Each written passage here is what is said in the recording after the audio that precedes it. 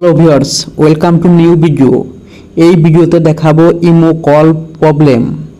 ইমোতে যখনই আপনারা কল দিতে যান একটা সমস্যা ফেস করেন।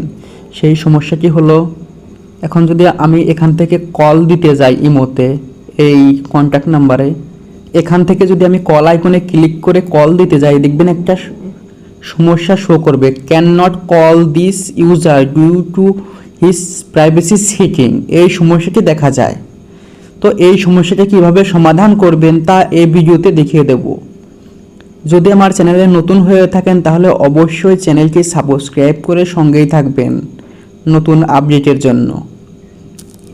সর্বপ্রথম আপনার ফোনের গুগল প্লে স্টোর অ্যাপটি ওপেন করবেন।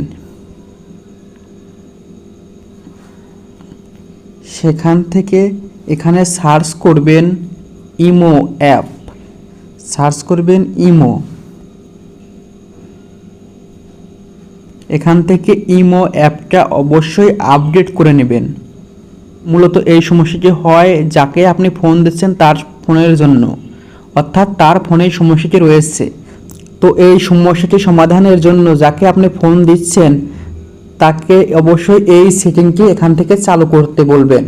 এখানে এই সেটিংয়ে এই অপশনে যাবেন, এখান থেকে সিকিউরিটি অ্যান্ড প্রাইভেসি এই অপশনে যাবেন এবং এখান থেকে কল, এখানে কল যে অপশন, এখানে দেখবেন কল অপশনে নোবডি আছে বা অন্য কিছু থাকতে পারে।